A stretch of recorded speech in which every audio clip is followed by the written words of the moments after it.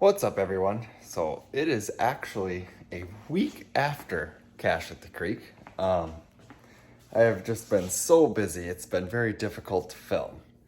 And I did something just this week to the car that you'll find out in the next episode. Because I just didn't really want to give my explanations on why I was doing what I was doing. But let's see if it works, and then I'll explain more into detail. So anyway, Cash at the Creek.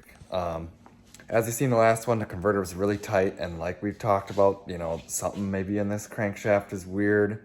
Not exactly sure. So I sent that converter in, and I got another one back from PTC, and it is a 2135. So the other one was a 1940, so it's definitely quite a bit looser. The 35 was supposed to help it spool, and so we went ahead and put that in. And like I said, I didn't film nothing because you guys have watched me do transmissions like crazy. But one thing to take note on your projects, if you have your own car, every now and again, just give your fuel lines, the hose itself, an inspection. Because the car sat for probably 3.5 weeks, and turned the key on, started up, boom, fuel leak.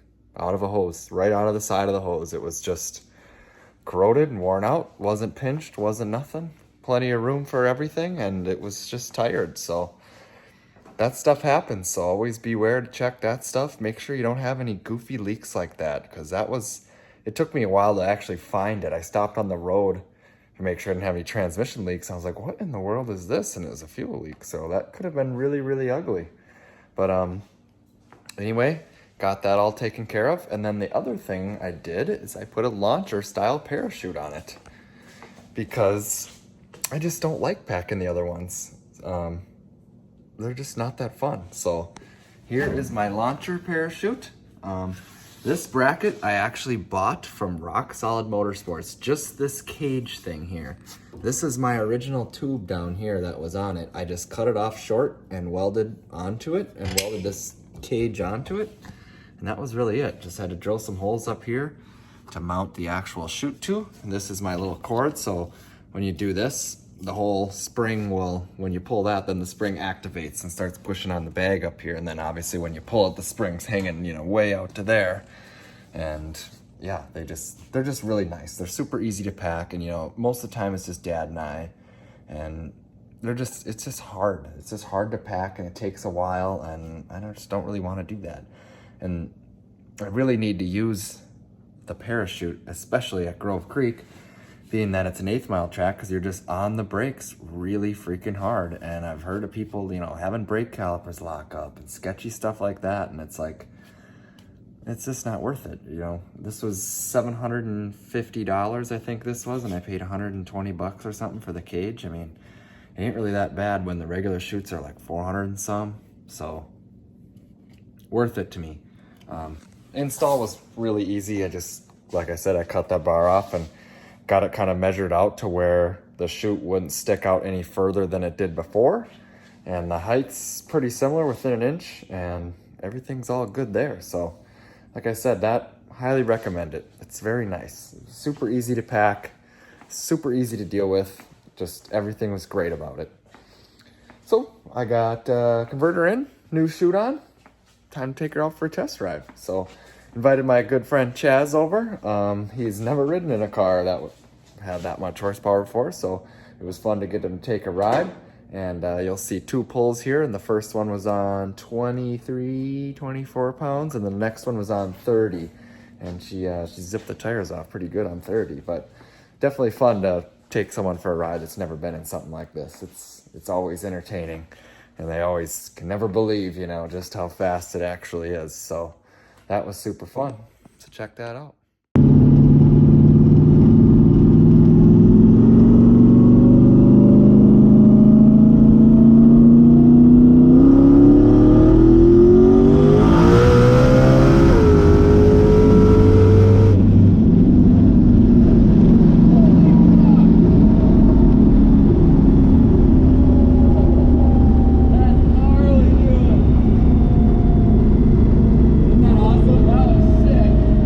It's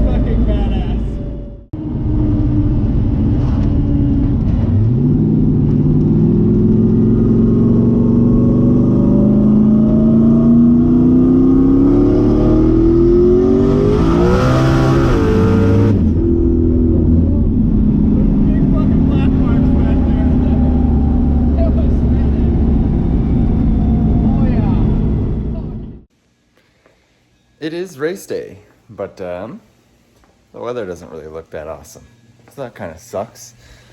So you can see way out there in the distance, I can't zoom, but the car is on the trailer and it is currently raining.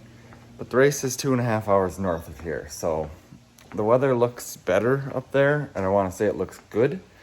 But if you remember earlier this year, this is the makeup day for the one that got canceled because of the rain. So, and that particular day, it never rained. I think it rained in the morning, and then everything was dry and it was clear, and it had been a great night for racing. So I assume they're probably not going to cancel this one just for that reason, because the first one really didn't need to be canceled. So, but who knows, it's, if you've done anything outside or any racing or any planning around the weather, it seems like it's just a total crapshoot. So we're loaded up and we're gonna head out, and either we turn around and come home, or we unload and hopefully make some hits. So hopefully everything, the weather holds off and we can have a nice dry day up there and do a little bit of racing. And yeah, so converter's all changed, car seems to run good, everything seems all right. So we're gonna hit the road, head up there, hopefully the rain quits.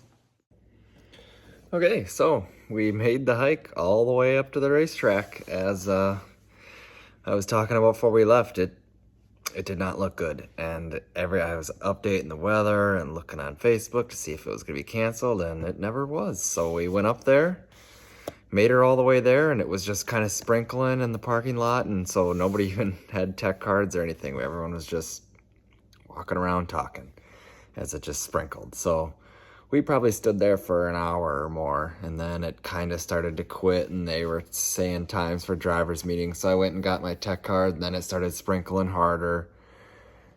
And then, like a flash of an eye, man, the clouds went away and it got sunny out. I mean, it wasn't like super bright, I guess. There were still some clouds there, but it stopped raining.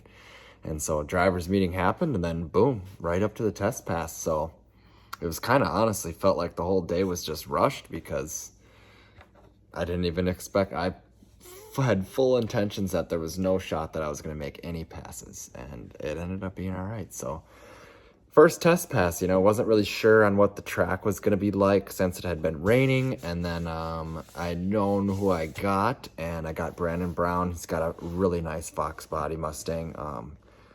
Had the car out before, but never on this particular combination. He just redid the whole thing, methanol, big turbo, big motor, all kinds of cool shit. So I just basically wanted to go A to B. I mean, I know he hadn't had a lot of passes on the car, so I'm like, we just got to go down the track. And so I turned down the 60 foot a little bit, and like, let's not kick the tires off, since we kicked the tires off like every single test pass, or something goes wacky in every single test pass. I'm like, let's just make a clean lick, get some data, and we'll move forward. So that's what we did. Turn it down to probably 20 pounds-ish for like 0.8 seconds was my plan, and then throw it all at it. So, oop, that's round one. I gotta go to the right data log here. That would help.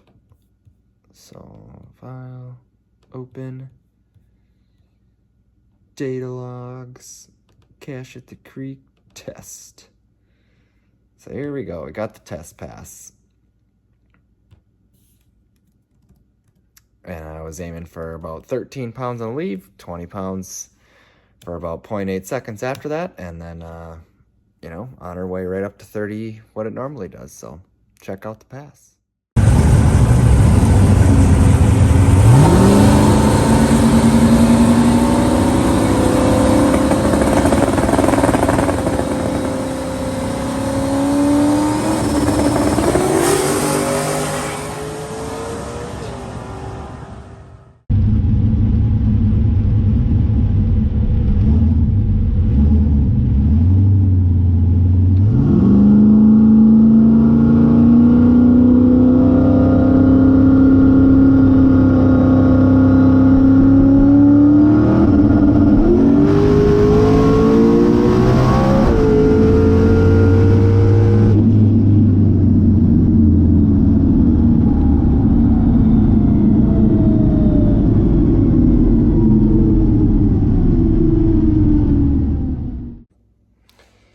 So you got to see that pass. It's exactly what we wanted. A to B, right down the racetrack. It was beautiful. I was very, very happy with it.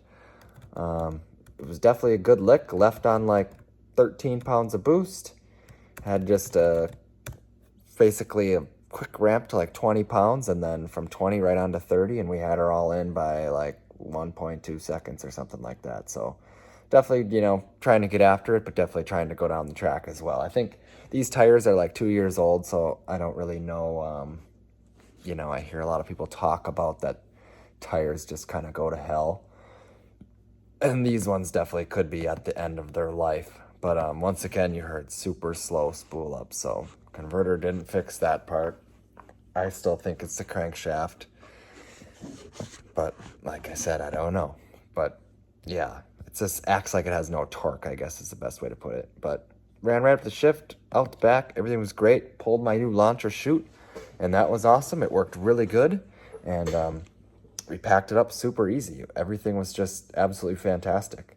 So no complaints about anything about the first round. I will note that even after I fixed the fuel leak that I had, I kept smelling fuel, and I couldn't find where. And I was like, oh, geez, I kind of made a mess when I was cleaning it. And, with it running down the hose, it literally gets on everything. And it gets on the diaper and stuff like that. It runs right around like the transmission, and then, the diaper's right on the transmission. So it was just dripping off the hose on the diaper, onto the transmission, kind of everywhere. So I was like, it's just got to be the diaper. So kept smelling it, couldn't find it. So we carried on. So then we got round one, racing Brandon. Like I said, hasn't had the new build out a whole lot. So I'm like, we just got to go fast, and we got to go A to B. And if he kicks the tires off, great. And if we don't, hopefully I got enough power in to stay out in front of him. So always the goal, cut a good light and fast to the 60 foot, and hope you don't get run down when you got the little stock motor. So that's what we did. Quickened the boost ramp up a little bit, left about the same RPM, left about the same everything else, just tried to get the power there a little faster. So check that one out.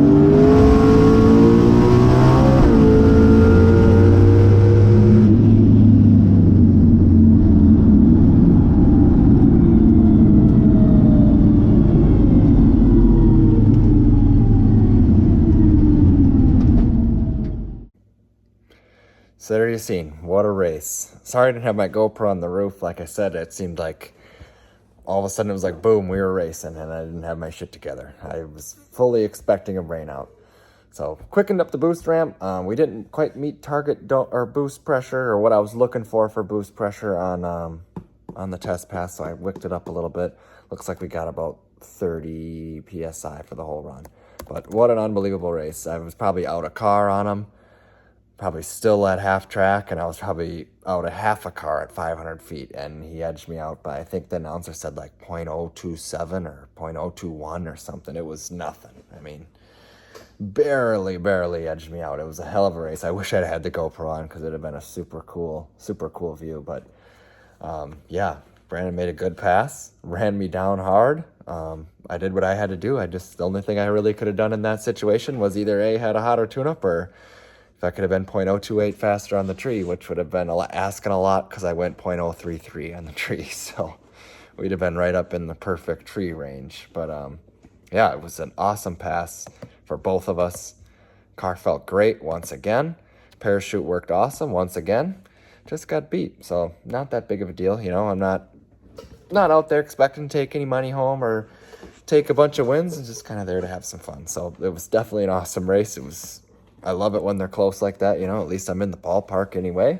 And yeah, it was super cool. So we're knocked out round one, which it was going to be a pretty short day anyway, because there was only 12 cars in DOT class this time. So DOT is basically all steel glass. If you're not from around here, But the only stimulation on the DOT thing is you can have any size DOT, so 275 all the way up to a huge tire if you wanted to. So that's kind of the rule there. But yeah, so now we were just down to testing, so I kind of let the car cool off and figured we'd go make a test rip.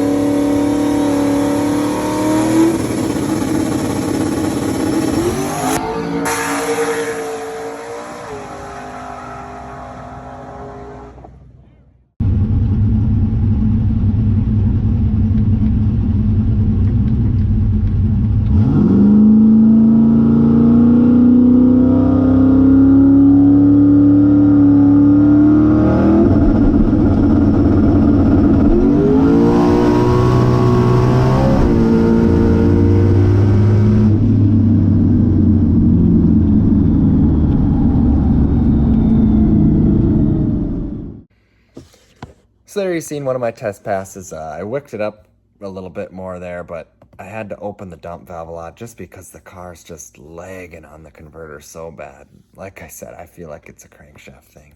This converter's plenty loose.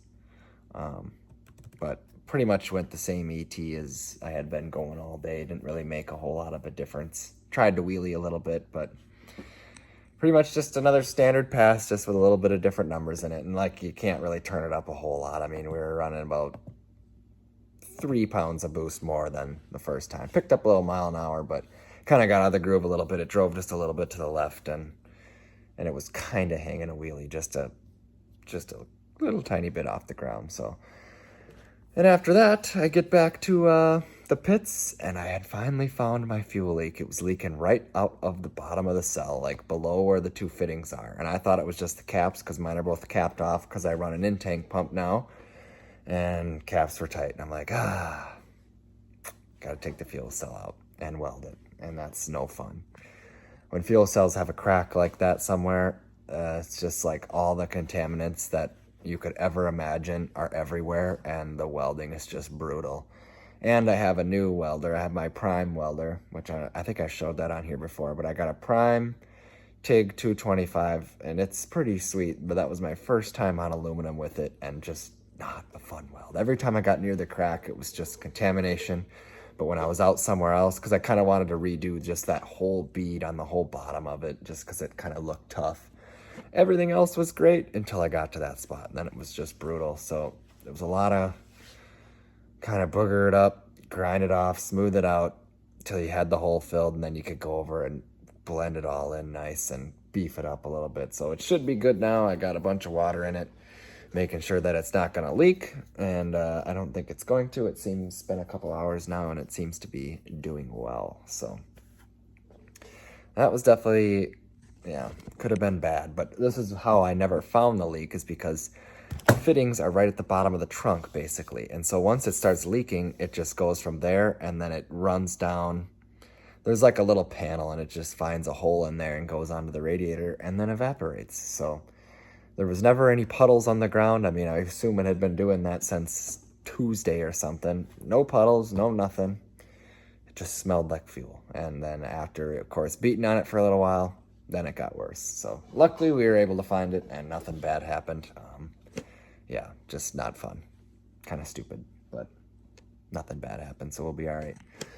So now, after that whole day, the last race of the year, basically, for me, usually is the Midway Shootout down at Cedar Falls Motorsports Park. So I had to make a decision on what I was going to do with the car, because like I said, I don't like this slow spooling thing. It's really stupid, and I think it's the crankshaft. So kind of had a big decision to make here, but you'll have to find out what happens in the next video.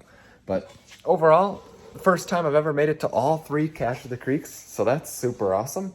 I've always seemed to have some sort of problem and couldn't make it to one of them, but we made all 3 of them this year, and for 2 of them, I was really happy with the ETs we're running. Obviously, I'd like to be faster yet, but just to be where I was is pretty good. And the races that I got knocked out on were really close, so we're not too far off the mark. The little truck motor seems to be hanging in there. Yeah, so Midway Shootout is 1 week away, basically, and either gotta go or not go, or make a decision on what I'm going to do. So you'll have to find out what I decided in the next video. So thanks for watching, guys. Don't forget to comment, like, subscribe, and we'll see you next time.